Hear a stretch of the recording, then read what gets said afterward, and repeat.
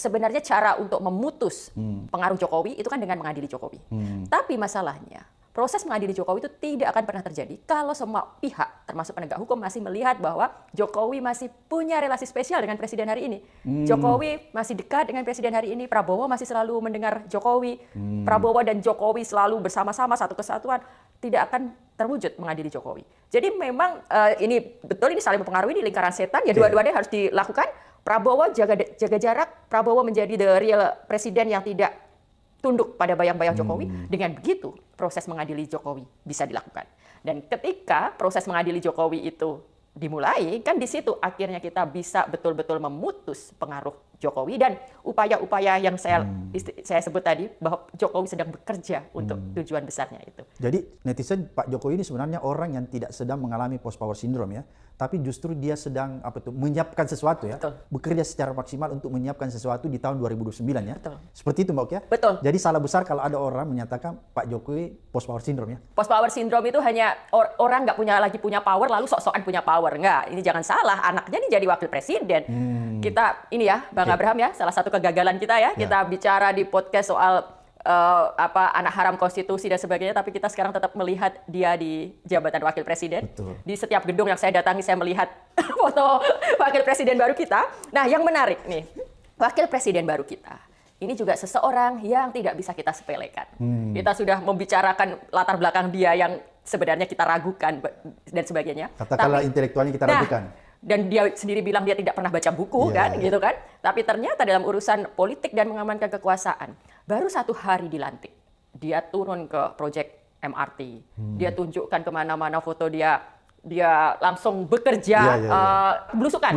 Nah, jadi dia mengcopy paste, meniru mutlak apa yang dilakukan bapaknya. Jadi bapaknya masuk gorong-gorong, dia masuk terowongan MRT kan. Sama ya. 1 hari setelah dia dilantik. Nah, foto itu difabrikasi, disebarkan di mana-mana, dan buat masyarakat luas, oh ya, Gibran bekerja, luar biasa. Padahal kalau kita berpikir dalam konteks yang kita paham tentang sistem tata negara dan sebagainya, itu bukan pekerjaan seorang wakil presiden, itu pekerjaan mandor project, pimpro gitu. Nah, lalu kemudian ada suatu gebrakan lagi nih, Gibran. Lapor Mas Wapres. Nah, lapor Mas Wapres katanya sekarang siapapun bisa lapor ke kantornya gitu kan. Itu kan buat kita bertanya-tanya, lalu apa artinya sistem birokrasi gitu? Lalu apa yang juga yang akan dia lakukan dengan laporan yang masuk? Kan dia akan harus memerintahkan pihak yang terkait untuk menjalankan dan sebagainya. Tapi sebagai sebuah gimmick, itu berhasil.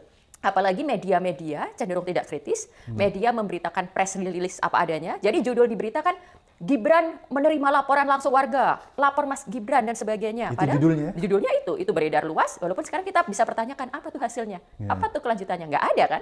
Tapi itu semua dilakukan Gibran. Lalu juga bagaimana dia turun ke berbagai sekolah, ke kampung-kampung, menyebarkan susu, menyebarkan makan gratis. Itu kan semuanya kerja elektoral. Dia sedang tidak berpikir apa yang terbaik dalam kapasitas jabatannya sekarang, tapi dia sedang melakukan strategi untuk menaikkan popularitas di tahun 2029. Nah, yang menjadi pertanyaan besar ya, Pak Prabowo, kok Anda membiarkan semua ini terjadi? Gitu. Berarti apa yang dilakukan Gibran, Mbak Oki, yang tadi tiba-tiba bikin lapor Mas Wapres, macam-macam, terus membagikan susu dan lain-lain sebagainya, itu adalah bagian yang bisa diduga sedang membajak ya pemerintahan ini ya? Iya, dia betul-betul memanfaatkan posisinya dengan resource yang dia miliki, posisi, anggaran dan dimiliki, dia bajak itu untuk kepentingan dia, gitu, kepentingan elektoral 2029.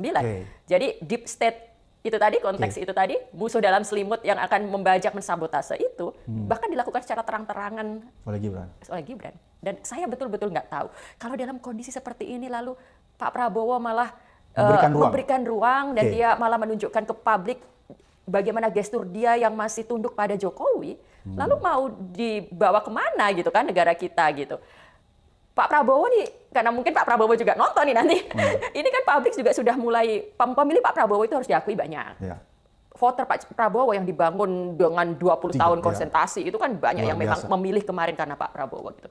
Mereka percaya Pak Prabowo bisa membawa Indonesia sebagai macan Asia, tapi sekarang ini sudah ada joke, wah ternyata bukan macan Asia, ternyata Miao gitu kan. Nah jadi di titik ini Pak Prabowo juga harus menunjukkan dong gitu. Kecuali ya memang dia hanya akan dikenang sebagai bagian dari kroni Jokowi.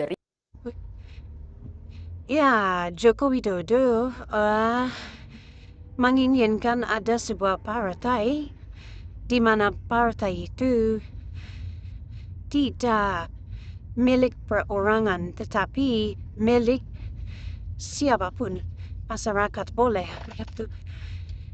Ini pasti terkait dengan apa? Terkait dengan pernyataannya ketika dirinya dipecat dari kader PD Perjuangan. Waktu itu wartawan bertanya bagaimana tanggapannya terkait dengan pemecatan dirinya dari anggota partai PD Perjuangan.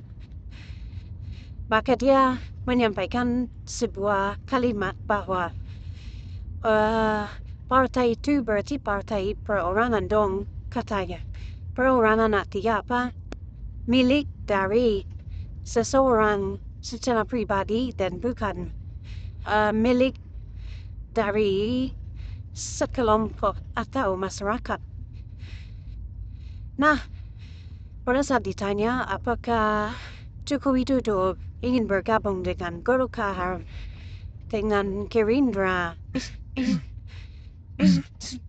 kemudian dengan partai-partai lain yang sudah menawarkan dirinya, Jokowi belum bisa memastikannya, tapi kata-katanya belum terpikir sampai ke sana katanya.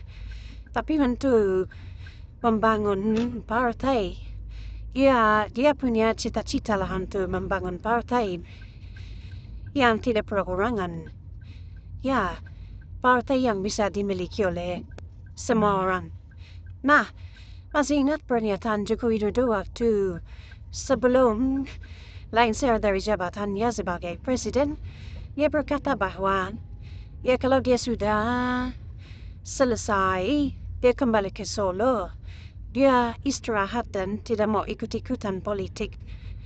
Nah sekarang dia mau bangun partai, apa maksudnya? Kan begitu. Jadi kelihatan Jokowi ini memang ambisinya sangat tinggi untuk memberikan kepastian kekuasaan kepada anak-anaknya, maka diperlukan apa? Partai. Ya, perlukan partai. Barangkali itulah yang mendorong dia tetap memberikan ulasan-ulasan terhadap peristiwa politik hari-hari ini, memberikan komentar-komentar dan tanggapannya. Dan harusnya ya diam-diam aja lah, nggak perlu lagi sudah cukup menjadi presiden 2 periode. Kemudian anaknya juga sudah ada di kekuasaan, jadi orang nomor 2 di Indonesia. Wakil Presiden Gibran Raka Buming Raka, anaknya gubernur, menantunya itu Bobi Nasution. Kemudian anak bungsunya ketua partai PSI. Apalagi yang mau dicari, ya kan? Nah, artinya bahwa Jokowi ini memang nafsu kekuasaannya sangat tinggi sekali. Keinginan dia berkuasa itu sangat tinggi sekali. Ini yang terus dibicarakan. Kenapa begitu? Karena kita menyaksikan bagaimana Jokowi melanggengkan kekuasaannya dengan caranya dia yang dinilai terlalu agresif, kemudian juga nepotismenya sangat terlihat. Ya, kalau ada aturan yang menghalangi Jokowi, maka aturan itulah yang diubah. Kalau itu KPK, maka KPK lah yang dilemahkan. Kalau itu Mahkamah Konstitusi, maka Mahkamah Konstitusi itulah yang dirubah. Jadi itulah permainan Joko Widodo, sehingga membuat banyak sekali masyarakat, para politisi, pengamat politik, menilai permainan politik Jokowi ini termasuk politik yang merusak demokrasi dan merugikan bangsa dan negara kita. Ya, jadi teman-teman, itu yang terjadi.